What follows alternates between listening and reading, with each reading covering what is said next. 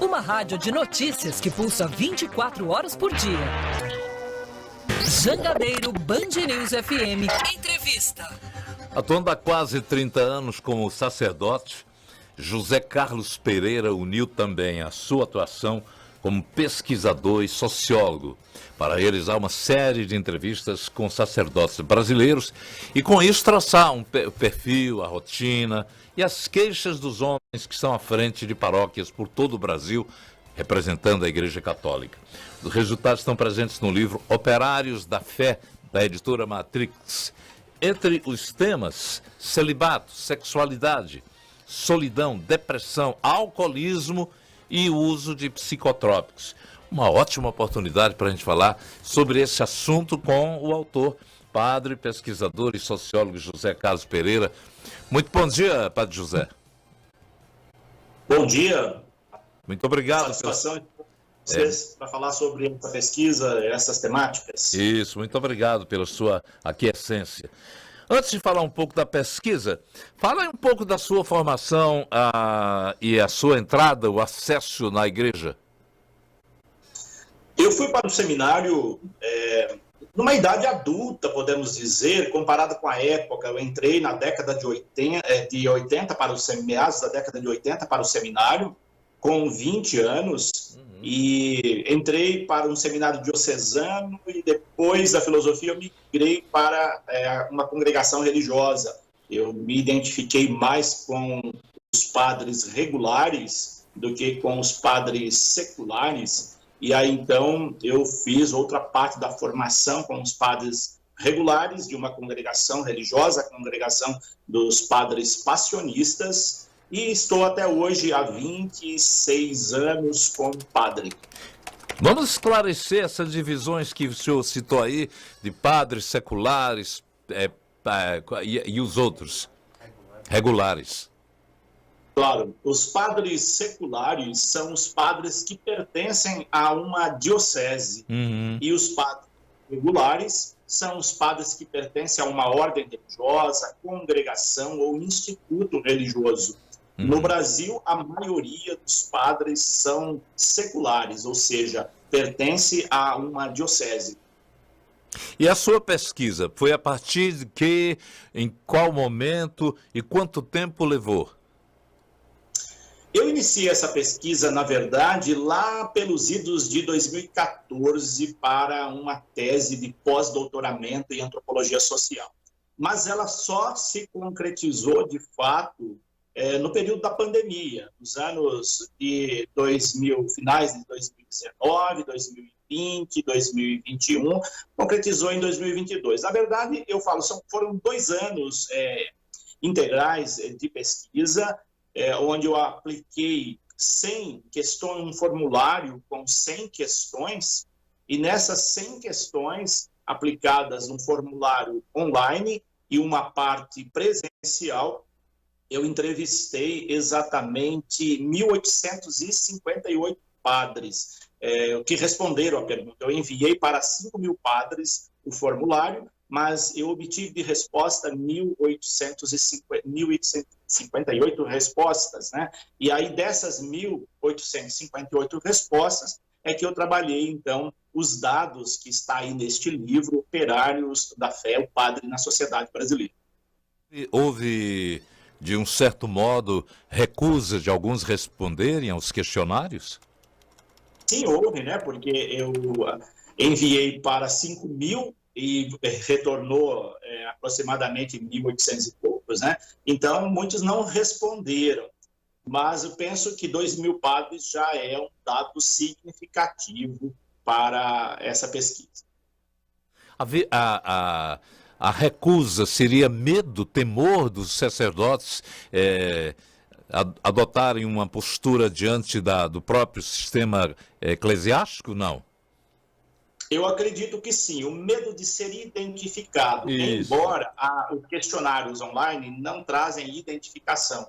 Eu sei para quem eu enviei, mas quando eu obtenho a resposta, eu já obtenho a resposta tabulada, então eu não sei quem respondeu. Já os formulários presenciais, esse sim, esse eu sei porque as entrevistas foram pessoais, né? Nessas muitos recusaram, né, justamente por medo de serem identificados. Nenhum deles foram identificados, mesmo os 200 que eu entrevistei pessoalmente, né? Mas eu senti mesmo, em muitos deles, resistência, perguntando se ia aparecer a identificação ou não, receio de falar certos assuntos, justamente pelo medo, né, de ser identificado, porque algumas questões, elas eram tanto quanto delicadas. Exatamente.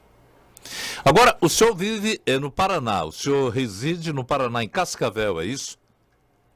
É isso, eu estou há 5 anos em Cascavel, por eu ser um padre de uma congregação religiosa, eu fico periodicamente, nós temos característica missionária, então nós ficamos em média 4, 5 anos num determinado lugar, depois somos transferidos para outro. Eu estou já encerrando o meu expediente aqui nessa região e sendo transferido para uma outra região, como é parte da nossa congregação e de todas as congregações religiosas, ou seja, de todos os padres regulares.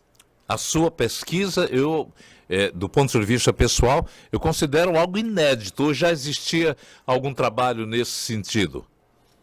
Nesse porte é algo inédito.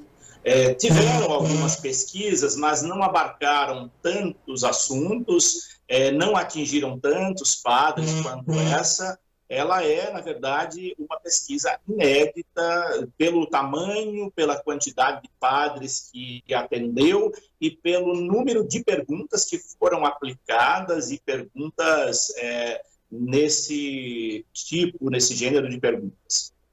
Padre José Carlos, há muita diferença do pensamento do padre do Sudeste em relação ao padre do Norte e Nordeste? Há bastante diferença, sobretudo em aspectos políticos, né? Que foi um dos temas trabalhados. Sente-se uma diferença bastante grande nas respostas. Como eu entrevistei padres de todas as regiões do Brasil, praticamente das 5 regiões do Brasil, inclusive as presenciais, mas também pelo convívio que eu tenho, porque eu tenho dado formação aí para padres do Brasil todo. Passei por quase, eu diria, umas 80% das dioceses do Brasil. E a gente sente, sim, a diferença de pensamento, a diferença de prática pastoral, a diferença de atuação pastoral e política, envolvimento social. A gente sente muito essas diferenciações. Então agora eu vou querer saber, vou mergulhar um pouco na sua análise para saber. A gente sabe que antigamente, há uns 40, 50 anos atrás, toda a família queria ter uma filha destinada a ser freira e um filho destinado a ser padre. Mas hoje em dia não se tem mais essa noção de quando é que as vocações estão realmente sendo descobertas. Como é que vive o padre brasileiro? De onde é que ele vem? Qual é o tipo de família que ele está ligado? Uma característica hoje muito presente no clero brasileiro é a vocação adulta. Padres que antigamente iam para o seminário ainda criança, para fazer ensino fundamental, ensino médio dentro do seminário, e os seminários eram cheios, mas depois o índice de evasão era gigantesco também, porque muitas famílias viam no seminário uma forma de estudar, então isso é uma característica que mudou bastante. Hoje, a vocação é uma vocação adulta. Quanto à origem do padre, uma coisa que me surpreendeu nessa pesquisa, que eu imaginava que fosse o contrário, nós vivemos hoje no mundo urbanizado, é que uma grande parcela dos padres ainda vem das zonas rurais. Nós temos um número significativo aí de padres que vêm das zonas rurais, de famílias da roça ainda, né? Algo que parecia que era lá da metade do século XX e que hoje ainda persiste essa característica. E padres que vêm de família da classe média-baixa, é outro dado que a pesquisa revelou. Padres da classe, a grande maioria, 64, alguma coisa por cento, da classe média-baixa, e outra porcentagem da classe baixa mesmo. Da classe alta nós temos pouquíssimos padres, é um número quase insignificante. Eu pergunto ao senhor, como é que são as relações com as pessoas dos padres hoje? Entre os padres? entre padres e com os fiéis mesmo. Porque a gente vê o padre, uma figura que ainda no interior mais profundo do país, ele é tido como uma figura, é o prefeito, é o delegado e o padre, o vigário. Então, esse traço mítico ainda permanece ou os tempos modernos alteraram? Esse traço mítico ainda permanece na grande maioria, inclusive no mundo urbano, que tem uma característica rural. A gente sente ainda o padre como uma figura de respeito na comunidade, embora se perdeu bastante isso, mas ainda a gente detecta o padre como uma figura respeitada na comunidade. A palavra do padre ainda tem um peso significativo dentro da comunidade, e por que não dizer da sociedade também. Então ele é ainda uma figura respeitada, porque o catolicismo ainda é predominante dentro do Brasil. Então essa imagem do padre ainda tem, embora ela se perdeu um pouco daquilo que era há 50, 60 anos. Mas ainda a figura do padre, ela tem um respeito não só no interior, nas paróquias interioranas, mas também nos grandes centros urbanos, ainda a figura do padre é bastante respeitada. O senhor localizou padres que atualmente estejam, por exemplo, com dúvidas em relação a continuar no sacerdócio, que tiveram dúvidas na vocação, que às vezes, eu tenho histórias de jovens que foram reservados para ir para os seminários. Tinha um seminário em Baturité, tinha um seminário aqui em Fortaleza, o seminário do Crato, que era o mais notável aqui no Ceará. Os filhos foram, mas aí, quando terminaram os estudos, largaram. Ainda há esse tipo de, vou lá para o seminário porque o estudo é bom e depois eu me mando. Sim, existe e muito. O índice de evasão dentro dos seminários são gigantescos, né? Sobretudo a etapa da filosofia, que é o momento em que o jovem aprende a pensar, ter uma visão mais crítica, e às vezes mesmo entrando no seminário na maturidade, ele não tem aquela visão crítica. Ele vai cursar filosofia que ensina a pensar. A partir do momento que ele começa a pensar criticamente a realidade social e a própria igreja, a tendência é a evasão. Mas nós temos também um número significativo de evasões já no final da formação, no período da ordenação. E um dado também que é surpreendente é o índice de evasão de padres recém-ordenados, padres com menos de 5 anos de padres, desistindo da vocação. Hoje, no Brasil, nós temos aí um número grande de padres, eu não saberia precisar estatisticamente, mas há um número significativo de padres que desistem do ministério sacerdotal nos primeiros 5 anos de sacerdote, que eu costumo chamar, que é o período de lua de mel. Ele está ainda descobrindo o que é ser padre, a sua vocação vai ser consolidada, podemos dizer, a partir dos 10 anos de experiência como sacerdote. Até aí, ainda é um período de descobertas e o índice de desistência é muito grande, até porque nessa faixa o padre ainda está relativamente jovem, ele pode reconstruir a sua vida de uma outra forma, então há um índice significativo de desistências nessa fase, sobretudo aí até os 5 anos de sacerdócio. Olha, para quem ligou o rádio agora, para quem entrou no YouTube, no Twitter, Facebook, onde a gente também está nesse momento apresentando essa entrevista, nós estamos conversando com o padre José Carlos Pereira, autor de um trabalho inédito no Brasil e provavelmente no mundo, o livro Operários da Fé, que fala sobre os problemas. Ele pesquisou mais de 500 sacerdotes, fez uma pesquisa perguntando vários assuntos e colocou isso um trabalho que realmente chama a atenção, não apenas do mundo religioso, mas também de interessados em conhecer o perfil de como é que se comporta o sacerdote brasileiro. Uma coisa interessante, padre José Carlos, o ensino religioso do passado e hoje mudou muito. A formação de hoje difere muito do passado. Antigamente você estudava teologia, filosofia, aprendia línguas como grego, latim. Hoje não há essa necessidade toda não, né? Ainda há necessidade. É obrigatório pelo Código de Direito Canônico que o candidato ao sacerdócio passa pelo menos 2 anos de filosofia.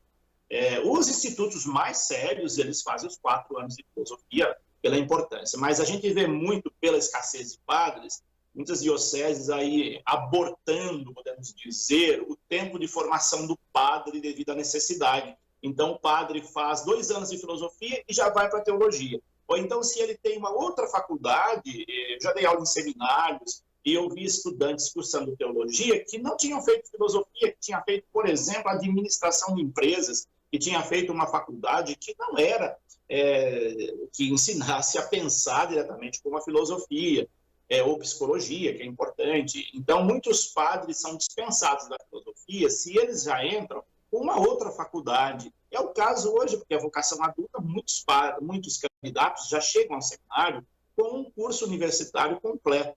E aí, então, eles fazem algumas matérias de filosofia e já vão para a teologia. Quando chega na teologia, também há uma grade curricular obrigatória, porém, não existe aquela obrigatoriedade, por exemplo, com o latim. Até o Concílio Vaticano II era obrigatório que todos os padres estudassem latim, falassem latim, se comunicassem em latim, porque a missa era em latim.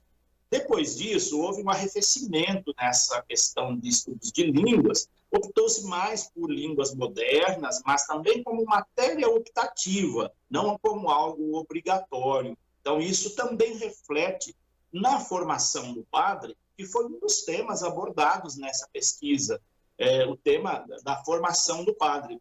Muitos padres acabam ficando apenas com aquela formação básica dos anos de filosofia e de teologia, depois não aprofundam mais em outras áreas, não voltam a estudar, tanto que o índice de padres que falam outros idiomas é muito baixo dentro do clero brasileiro.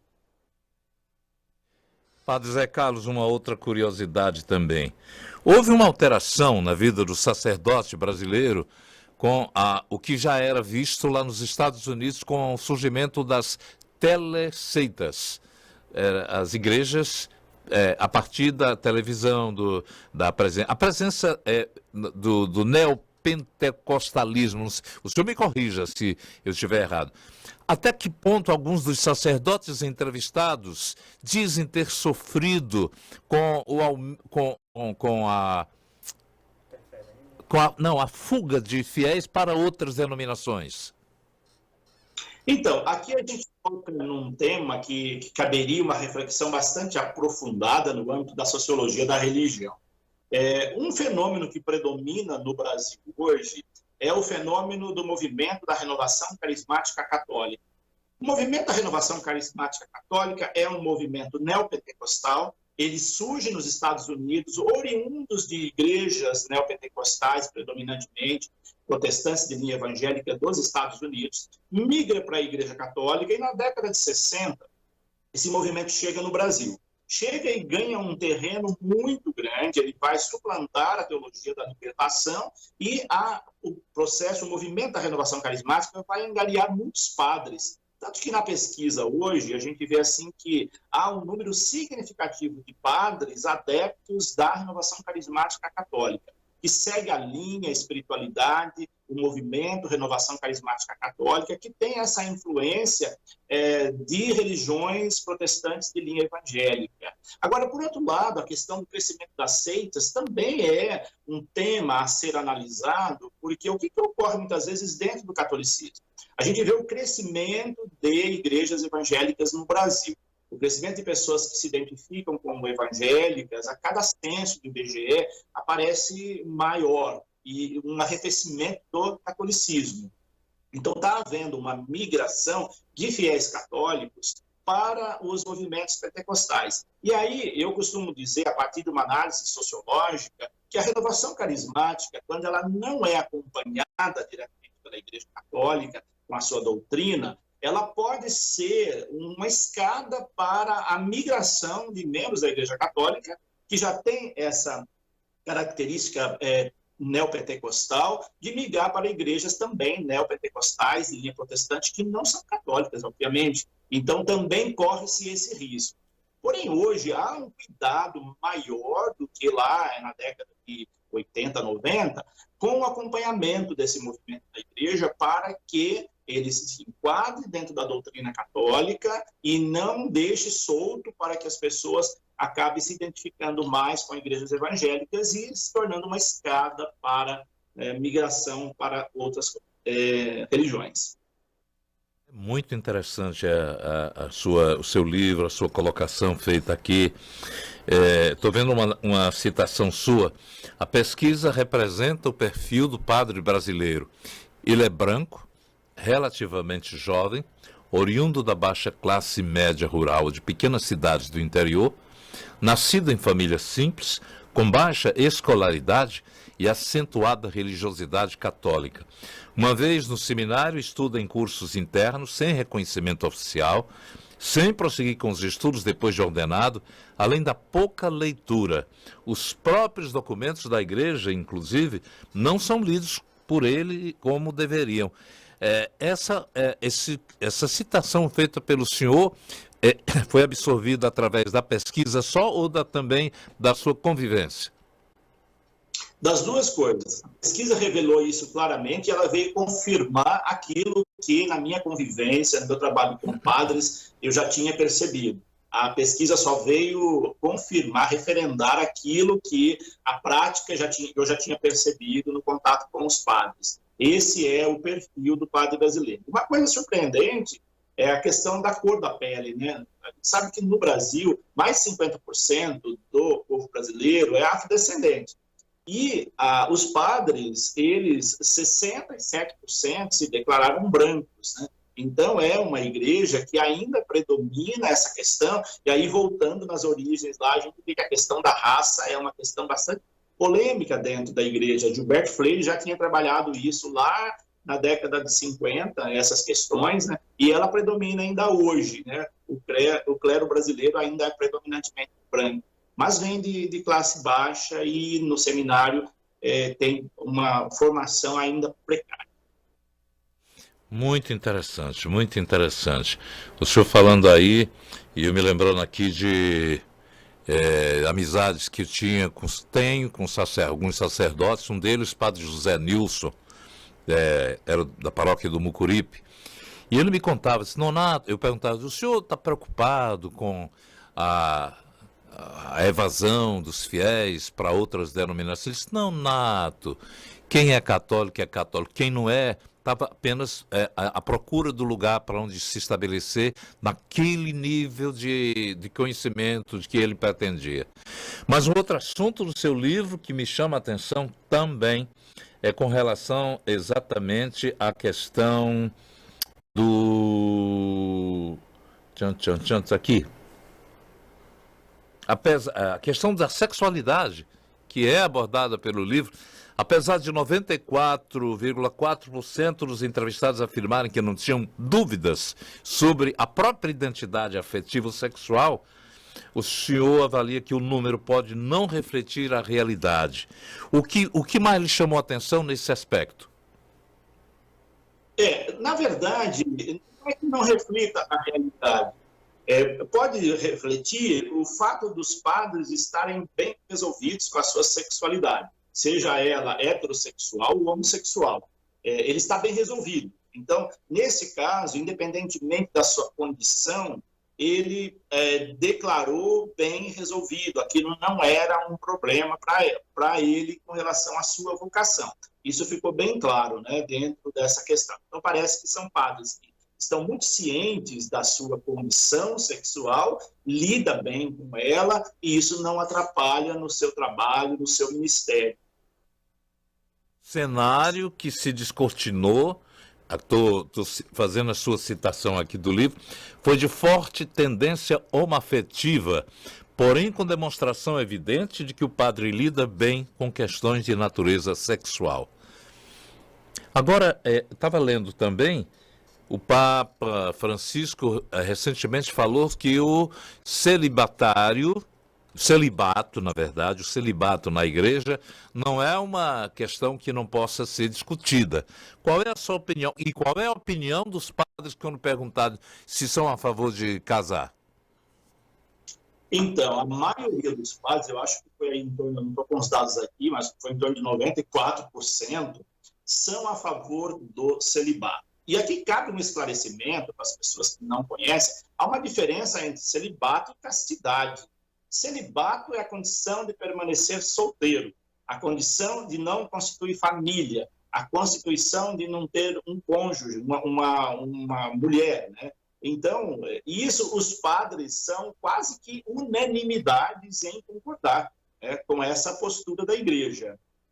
Por outro lado, vem a questão do celibato, porque a fala do Papa Francisco é uma fala inovadora dentro da igreja, ele acenando para essa possibilidade, porque a igreja não é em toda a sua história, não existiu celibato em toda a sua história. Tem um período aí que o celibato foi instalado na igreja, o seu padre não pode constituir uma família, como os pastores de igrejas protestantes, para sua liberdade em poder servir e também até por razões econômicas. Então, nesse sentido, o celibato é uma condição que até, por exemplo, o pontificado de Bento XVI era indiscutível. Agora, essa fala de Francisco, ela já acena uma inovação, uma abertura para essa possibilidade, e eu penso que ele é muito certeiro nesse aspecto. Talvez o celibato não seja algo definitivo na vida da igreja. Em algum momento, a igreja repense essa questão, facultando para o padre a possibilidade de constituir uma família. Isso pode ser que em algum momento da história aconteça. Francisco está aí fazendo uma espécie de previsão, com certeza não será no pontificado dele, mas se ele deixar aí já algumas coisas encaminhadas, já é um caminho construído. Aliás, em outubro de 2019, o Vaticano reuniu sacerdotes para discutir a ordenação de padres casados para proteger o ecossistema da Amazônia. Quer dizer, o fim do celibato, a Revolução Católica já começou na Amazônia, porque lá os católicos da Amazônia conseguiram que o Vaticano debatesse oficialmente uma proposta de ordenar homens casados como sacerdotes e mulheres como diáconos, porque lá as vocações sacerdotais são quase mínimas, né? Isso mesmo. A demanda na região norte do Brasil, ela é gigantesca. É um campo de missão vastíssimo, é uma das áreas maiores do Brasil, extensão territorial, e a que tem menos padres. Nós sabemos que nós temos uma má distribuição do clero no Brasil. A maioria concentra-se na região sul-sudeste, e a região norte é uma região descoberta ainda, por isso ela é considerada a área de missão. Com o sínodo da Amazônia, o Papa Francisco pôde conhecer mais aquela realidade a partir de pessoas de lá, da região norte, que participaram direta ou indiretamente deste sínodo e que levaram para o Papa essa proposta. Ela, claro, não foi aprovada, mas foi um passo gigantesco da Igreja já se abrir para discussão a possibilidade que, de acordo com necessidades, poder ter padres casados, e isso foi algo assim bastante inovador na história da igreja, por isso muita gente criticou fortemente o sínodo da Amazônia, ele recebeu muitas críticas da linha conservadora da igreja, porque ele acenava para essa possibilidade da ordenação de padres casados, ou seja, ou reinserção de padres que deixaram o ministério, mas que continuam levando o nome de padres, porque o sacerdócio é para sempre. Nós temos os padres que deixaram e contraíram matrimônio, casaram, e que tinham possibilidade de voltar para a igreja, atuando como homens casados. Então, como o sínodo da Amazônia abriu-se para essa discussão. Embora não fosse aprovado, obviamente, mas só o fato de ter discutido, levado em pauta esse assunto, já foi um avanço gigantesco na história da igreja. Já existe padres casados atuando lá na Amazônia, exatamente para atender a necessidade da cobertura de religiosos. Aqui me diz, um texto que eu estou lendo, que o celibato não é sacrossanto em todos os ritos católicos e nem sempre foi obrigatório na Igreja de Roma. E essa decisão seria resgatar o que funcionou durante 1.100 anos, quando os padres eram casados, é isso? Me confirma. É isso mesmo. E o Papa Francisco acena quando ele fala da possibilidade de chegar um momento que a igreja, os padres voltem a ser casados, que não foi em toda a história da igreja o celibato. Ele tem um período aí de instalação, né? Mas não foi. Antes, os padres eram casados também. Então, por isso, não é ele diz não é sacramento. O que é sacramento não pode ser mudado, mas o celibato não é sacramento. Então, ele tem possibilidade, no momento, de deixar de existir na igreja. Interessante. Para os maronitas lá do Líbano, os coptas do Egito, o casamento não os afasta do sacerdócio. A gente conhece tanto padre casado que poderia prestar um grande serviço à igreja. Hoje estão ensinando nas universidades, estão trabalhando com a família, e que poderia ser absorvido pela igreja no momento em que há uma escassez de vocação, a gente sabe disso, e que há um avanço até terrível de denominações religiosas sem nenhum ensino teológico, sem nenhuma profundidade na religião, no conceito bíblico, que de repente, fulano, você vai ser pastor, você vai ser... Isso é feito com naturalidade pelas as novas igrejas neopentecostais, não é verdade, Padre José Carlos? É isso mesmo. Nós temos um contingente grande de padres, como você mesmo acenou, que poderiam estar prestando esse serviço diretamente para a igreja, embora muitos deles não deixaram de prestar serviço para a igreja em trabalhos pastorais. Mas a gente sabe que eles têm restrições pelo fato de terem deixado o sacerdote, de ter laicizado, mas são padres com formações, com capacidade, e que a igreja poderia absorver esse contingente de padres, sanaria muitas necessidades, sem dúvida, né? E aí também entra esse outro dado, que é o surgimento de igrejas que elas não têm fins de evangelização, elas têm fins econômicos. A gente vê muitas seitas surgindo aí, pela facilidade de se fundar uma igreja, apenas como lavagem de dinheiro, extorquir as pessoas. Isso é muito presente também em alguns surgimentos de recentes denominações religiosas que vão surgindo por aí com esse intuito, não tanto de evangelização, cujos denominados pastores não têm, como você mesmo acenou, a formação necessária para uma evangelização adequada. Tem mais uma perguntinha aqui, estou lendo aqui que o cardeal alemão Rainer Marx, cuja arquidiocese foi objeto de um recente relatório sobre abuso sexual de menores, afirmou ser a favor de acabar com o celibato obrigatório para que os padres católicos possam se casar. São partes que a gente está juntando aqui. Mas eu tenho uma pergunta interessante. Os padres também sofrem de solidão, que mais aqui, de que há um relatório também falando sobre as questões relacionadas ao alcoolismo. Padres alcoólatras ou alcoólitos na Igreja Católica, o senhor conseguiu também descobrir isso? Sim, claro. Vamos pegar pelo primeiro tema, a questão da solidão. As pessoas acabam achando que o padre não é uma pessoa solitária, e ele é. Porque o padre, apesar de ser cercado por uma multidão de pessoas, a pesquisa revelou que padres não têm muitos amigos. Eles têm muitos conhecidos, muitas pessoas que estão ali à sua volta, mas pessoas a quem eles possam confiar, partilhar sua vida, no verdadeiro sentido de amizade, o padre geralmente não tem. São poucos os que têm esse tipo de contato.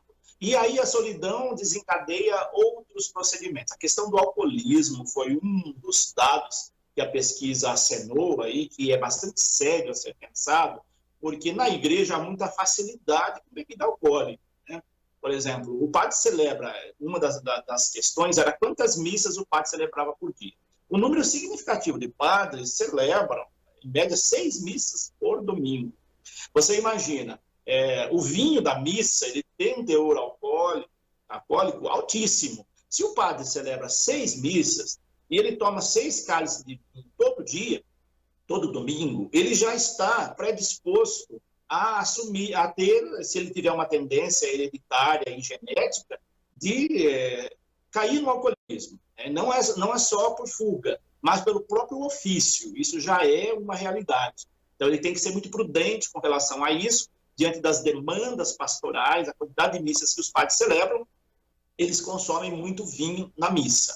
É claro que isso não é o fator principal, mas aí entra também o fator genético, a facilidade do acesso a bebidas, vai almoçar à casa das pessoas, as pessoas oferecem bebidas, enfim, se ele não tiver um controle, se ele tiver uma predisposição ao alcoolismo, ele desencadeia isso com muita facilidade. E o número de padres alcoólatras no Brasil, e não é só padres, também tem religiosas, freiras também, inclusive tem casas de acolhimento, de tratamento de padres e religiosas alcoólatras por causa dessa facilidade. Então, esse é um cenário a ser descortinado nessa pesquisa, que precisa de uma atenção muito especial, porque não tem ninguém que fiscaliza a vida pessoal do padre, o seu trabalho, as suas escolhas, as suas opções de consumo, e aí é que entra um desregramento, muitas vezes, na questão alimentar, na questão de bebida, desencadeando doenças. Interessante. Estou encerrando aqui.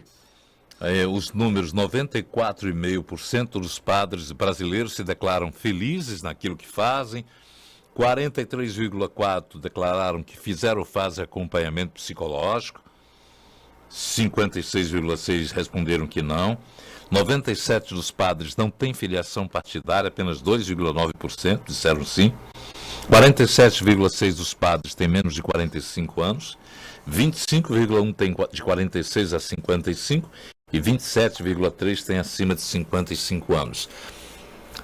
Meu querido sacerdote, eu queria saber qual foi a reação da igreja no Brasil em relação a esse trabalho. Até o momento, eu não percebi ressonâncias da igreja em relação ao trabalho. O livro saiu recentemente, está sendo divulgado agora, ele saiu no final de fevereiro, então não tem nem um mês ainda que o livro foi publicado. Eu penso que ainda os bispos não tiveram contato, conhecimento desse material, que é, com certeza, um material que vai ajudar muito eles a conhecerem o seu clero, mas ainda não tive nenhuma ressonância a respeito da pesquisa propriamente dita. Ela está sendo agora divulgada, conhecida, Eu espero que ela tenha aí uma repercussão, sobretudo dentro da igreja, embora o livro tenha sido escrito também, não só para padres e bispos, mas para o povo de um modo geral. Eu espero que ele tenha uma boa receptividade dentro da igreja, porque traz aí um retrato que é do interesse dos bispos, se houver preocupação com o seu clero. Então, eu espero que esse livro tenha uma aceitabilidade dentro do... Ok. Antigamente era preciso que o bispo desse o nihil obstat, é assim que se pronuncia? Isso mesmo.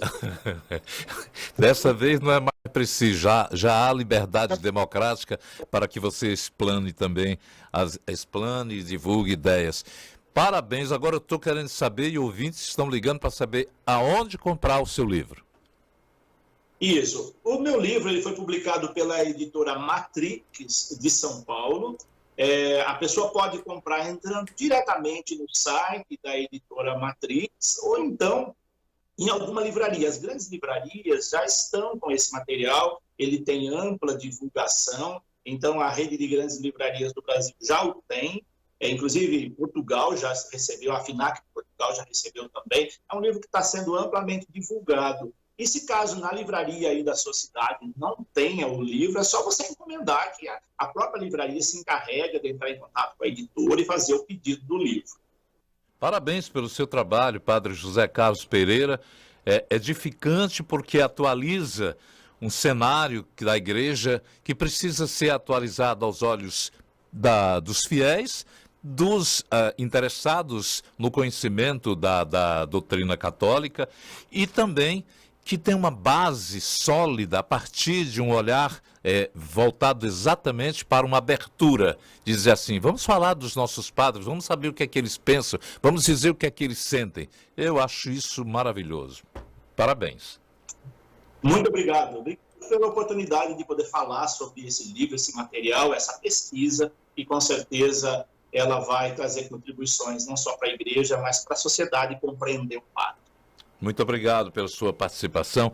Ele está lá em Cascavel, Cascavel, no Paraná. Padre José Carlos Pereira, autor do livro Operários da Fé. Grande abraço. São 10h45 agora.